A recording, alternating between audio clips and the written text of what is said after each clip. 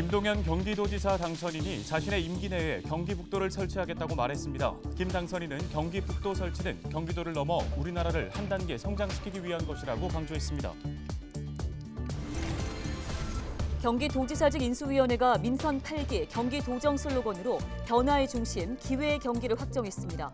도정 운영 3대 가치로는 혁신과 기회, 통합이 제시됐습니다. 김동근 의정부 시장 당선인이 취임 첫날인 7월 1일부터 시청사 중앙출입문 통제 시스템을 없애겠다고 말했습니다. 김 당선인은 열린 공간에서 열린 소통이 나온다며 닫혀 있었던 시청의 개방은 시민 협치 시정의 의미 있는 시작점이라고 강조했습니다. 양주시가 정부 주관 공공데이터 기업 매칭 지원 공모 사업에 선정됐습니다. 국비 사용처에 관심이 모아집니다.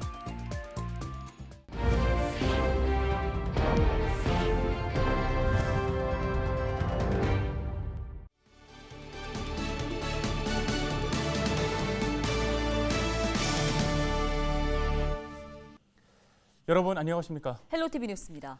첫 소식입니다. 경기 북부가 김동연 경기도지사 당선을 계기로 큰 변화의 길목에 서게 됐습니다.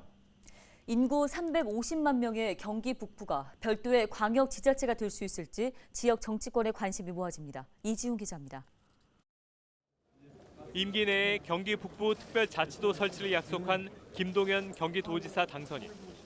역대 경기도지사 중 경기 북도 설치를 주장한 사람은 김 당선인이 유일합니다. 김 당선인은 경기 북부의 성장 잠재력을 높이 평가합니다. 경기 북도는 그런 저희 기준으로 봤을 적에 대한민국 어느 지역보다 성장 잠재력이 큰 지역입니다. 그리고 그것은 대한민국뿐만 아니라 국제적으로도 글로벌리도 가장 성장 잠재력이 큰 곳이 경기 북도라 저는 확신하고 있습니다. 김 당선인은 도청에 경기 북부 특별자치도 추진단을 설치하겠다고 말했습니다. 또 공론화 위원회를 구성해 경기 북부 특별자치도 설치에 대한 도민들의 뜻을 모으겠다고도 했습니다. 경기 북부 특별자치도 설치는 법률로 정해야 할 사안입니다.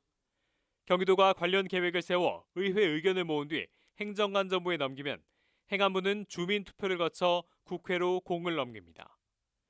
국회가 어떤 판단을 내릴지가 변수인데 21대 국회에는 경기 북도 설치 관련 법률안 2개가 발의됐습니다. 또 지난해 여야 국회의원 24명이 참여한 경기 북도 설치 추진단이 출범했습니다.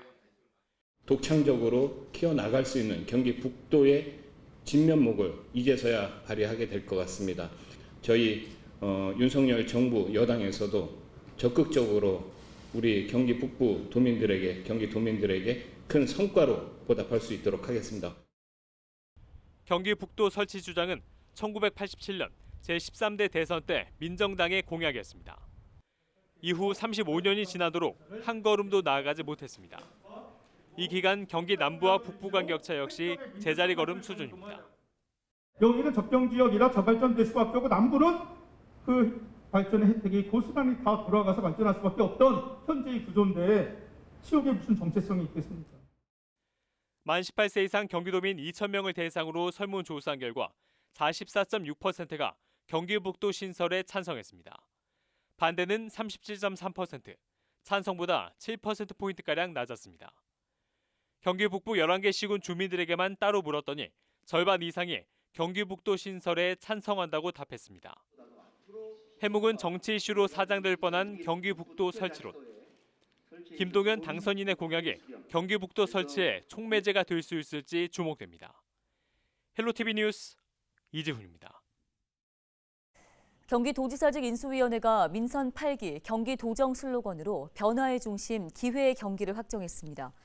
변화의 중심에는 섬세하고 꼼꼼한 생활 밀착형 정책을 통해 더 나은 미래의 변화를 이끌겠다는 비전이 담겨 있습니다.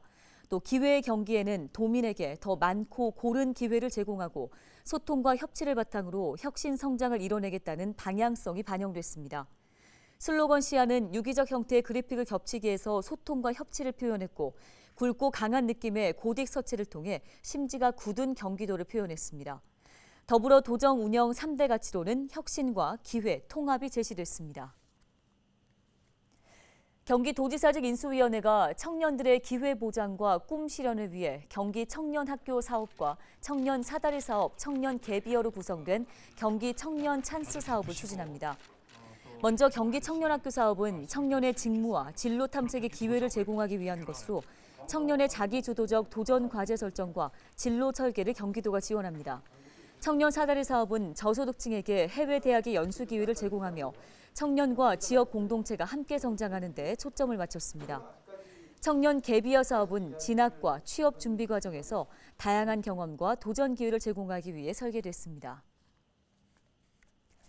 경기도지사직 인수위원회가 도내 모든 여성 청소년에게 생리대를 지원하기로 했습니다. 인수위는 그동안 18개 시군에서 시행되고 있던 여성 청소년 생리대 구입비 지원 사업을 31개 전 시군으로 확대하기로 했습니다. 지원 대상은 만 11세에서 18세 여성 청소년이며 오는 2026년까지 2,666억 원이 투입됩니다.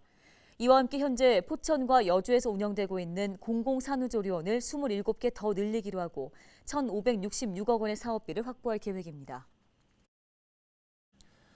다음은 한 주간의 경기도 소식을 정리해드리는 주간 경기도 시간입니다. 경기도지사직 인수위원회가 민생경제 위기 대응을 위해 5대 긴급 대책을 시행합니다. 전국 최초로 농민 기본소득 지급이 시작됐는데요. 연천군 청산면 주민들에게 매월 15만 원씩 지급됩니다. 주간 경기도 김호 기자가 정리했습니다. 최근 물가 상승 등 경제 위기를 맞아 경기도지사직 인수위원회가 5대 긴급 대책을 내놓았습니다. 먼저 농업인들을 위해 면세유 가격 상승분의 50%와 물류비 일부를 지원하기로 했습니다. 지원 규모는 153억 원이며 예비비 46억 원을 먼저 투입합니다. 지원 기간은 오는 8월부터 11월까지입니다. 농업인과 비료 생산업체에 대해서는 무기질 비료 가격 인상분의 80%가 지원됩니다. 수출 기업들에 대해서는 수출 보험료와 물류비가 지원됩니다. 지원 대상은 수출 실적 2천만 달러 이하 기업이며 10억 원의 예산으로 400곳을 지원할 계획입니다. 물류비는 기업당 최대 300만 원까지 지원됩니다. 이 밖에 원자재 가격 상승분을 납품 단가에 반영하는 것을 골자로 한 납품 단가 연동제는 정부와 기업에 지속적으로 도입을 건의하기로 했습니다. 김동연 경기도지사 당선인이 수도권 시민들의 삶의 질을 높이기 위해 당적과 진영을 넘어 협치에 나섰습니다. 김 당선인은 최근 오세훈 시장을 찾아 면담을 갖고 경기도민과 서울 시민의 삶의 질을 높이는 데 협력했으면 좋겠다고 말했습니다. 또 인천시와 함께 3자가 논의할 수 있는 자리를 만들자고 제안했습니다. 이에 대해 오세훈 시장도 주거나 교통, 각종 환경 문제 등 경기도와 서울이 함께 준비하고 시행해야 할 정책이 많다며 서울과 경기, 인천이 함께하는 3자 협의체 같은 논의 기구를 만들자고 답했습니다. 전국 최초로 연천군 청산면 주민들에게 농촌 기본소득이 지급됐습니다. 경기도와 연천군은 청산면 주민을 대상으로 지난달 30일 3, 4월분 농촌 기본소득 10억 원을 지급했다고 밝혔습니다. 또 오는 30일에는 5, 6월분 10억 원을 추가로 지급한다고 덧붙였습니다. 지급 대상은 지역 주민 3,696명 가운데 자격 요건을 갖춘 3,452명이며 1인당 15만 원씩 지역 화폐로 지급됐습니다. 농촌 기본소득은 경기도와 연천군이 7대1 비율로 올해 62억 원의 사업비를 확보했습니다. 경기도는 연말까지 청산면 주민 1인당 150만 원의 농촌 기본소득을 지급받게 된다고 밝혔습니다. 반려견 플랫폼이나 온라인 재테크를 이용해 회원을 모집한 뒤 불법 다단계 방식으로 수백억 원의 투자금을 가로챈 업체들이 경기도 공정특별사법경찰단에 적발됐습니다. 경기도 특사경은 지난 3월부터 최근까지 다단계 업체에 대한 수사를 벌여 5개 업체 15명을 적발했다고 밝혔습니다. 불법 다단계 피해자만 2만 3천 명, 피해액은 790억 원에 이르는 것으로 전해졌습니다. 경찰 조사 결과 A사의 경우 반려견의 코 주름으로 개체를 확인하는 기기나 반려견 상조, 테마파크 등 반려견 플랫폼을 운영하며 수익을 보장한다고 속여 15,000명을 모집해 100억 원을 가로챈 혐의를 받고 있습니다. 또 B사는 클릭 몇 번만 하면 많은 돈을 벌 수 있다고 속여 300명을 모집한 뒤 250억 원을 가로챈 혐의를 받고 있습니다. 경기도 특사경은 단시간에 적은 투자금으로 고수익을 벌 수 있다는 유혹에 빠져 불법 다단계에 발을 들이는 사례가 늘고 있다며 주의를 당부했습니다. 헬로티비 뉴스 김호입니다.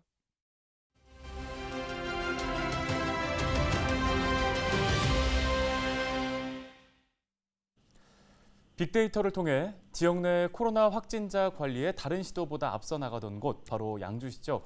이번엔 정부 주관 공공데이터 기업 매칭 지원 공모 사업에 선정됐는데요. 국비를 지원받는 사업인 만큼 지역 내 국비 사용처에 이목이 쏠립니다. 네, 양주시 정보통신과의 빅데이터 팀 박재석 팀장 연결해 보겠습니다. 안녕하십니까? 예, 안녕하세요. 정보통신과 빅데이터 팀장 박석입니다. 예, 그 양주시가 선정된 2022년 공공데이터 기업 매칭 지원 공모 사업. 먼저 이 사업이 어떤 건지 설명 부탁드립니다. 예, 인공지능 빅데이터와 같은 4차 산업 발전을 위해서는 데이터가 가장 기본이 되는데 공공기관의 역량만으로 데이터의 구축이나 가공이 힘들기 때문에 민간 기업과 매칭하여 사업을 추진할 수 있도록 행정안전부에서 사업비를 100% 지원해주는 지원 사업입니다. 네, 그런데 이 공공데이터 기업 매칭 지원 공모 사업에 선정된 게 사실 이번이 처음은 아니잖아요. 3년 연속으로 좋은 결과를 얻은 건데 양주시의 노력이 그동안 각별했던 걸로 보입니다. 어떻습니까? 예, 우선 운이 좋았던 것이 가장 큰 것 같습니다. 시행 초기여서 아직 사업이 알려지지 않았을 때 적극적으로 다양한 분야의 과제를 발굴하다 보니 아무래도 선정될 확률이 높지 않았나 싶습니다. 두 번째는 부서 인터뷰나 홈페이지 설문조사를 통해 보유 데이터와 필요 데이터를 파악하는 것이 가장 유효했던 것 같습니다. 부서마다 영역이나 분석 등 사업을 시행하면서 필요로 하는 데이터가 있고 민간에서도 필요로 하는 공통적인 데이터가 있는데 전국 지자체 상황들이 비슷하다 보니 심사위원분들도 공감을 하셨던 것 같습니다. 네, 이번 선정으로 2억 6천만 원의 국비를 이제 확보하게 된 건데요. 어떻게 사용하실 계획이신가요? 예, 양주시 전역의 교통안전시설물 2종을 전수조사할 계획입니다. 도로안전 표지판과 횡단보도의 위치와 속성 데이터를 조사해 양주시 홈페이지와 공공데이터 포털을 통해 개방할 예정이며 민간 업체에서도 활용할 수 있도록 API도 개발하여 제공할 계획입니다. 네, 그러면 이번 사업이 시와 시민들의 삶에는 어떤 변화를 가져다 주게 될까요? 예, 재작년에 구축한 신호등 데이터와 함께 양주시 교통안전시설물 관리 체계를 완성하여 경찰서와 협의하여 교통안전시설물 고장 및 인식성이 낮은 시설물을 개선하는 도로교통 개선 사업에 활용할 예정입니다. 도로에서의 위험을 방지하고 안전한 교통 서비스 제공을 할 수 있을 것으로 기대하고 있습니다. 네, 알겠습니다. 오늘 관련해서 말씀은 여기까지 듣겠습니다. 양주시 박재석 팀장이었습니다.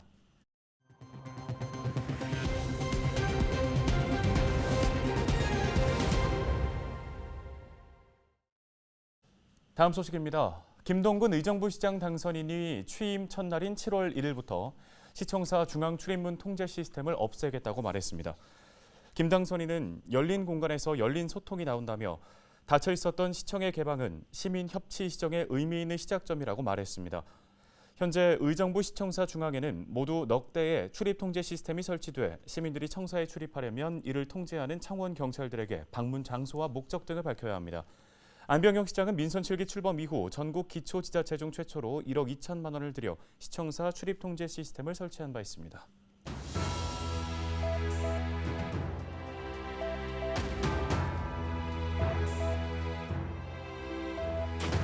장마전선이 한반도를 오르내리며 폭염과 폭우가 오가는 날씨가 이어지고 있습니다. 짧은 시간에 많은 양의 비가 내릴 경우 예상치 못한 사고들이 발생할 수 있는데요. 저지대 상습 침수 지역과 산 절개지, 하천 주변과 공사 현장 등 비 피해 가능성이 높은 지역은 더 각별히 주의를 해야 합니다. 침수 우려 지역의 경우 집 주변 배수구가 막힌 곳과 지하 주차장 물막이판 등을 점검하고요. 물에 닿으면 위험한 물건들은 미리 치워둬야 됩니다. 외출할 때에는 가급적 약속을 미루거나 또 실내에서 활동을 하고 길가를 걸어갈 때 물에 잠겨서 바닥이 보이지 않는 길은 피해 가야 합니다. 휴가를 앞두고 있다면 머무는 곳이 산사태나 침수 우려 지역인지 미리 확인하시고 안전한 곳을 선택하시기 바랍니다. 운전할 때에도 평소보다 속도를 줄이고요. 안전거리를 길게 확보해야 합니다. 되도록이면 대중교통을 이용하는 게 좋겠죠. 데일리 브리핑이었습니다.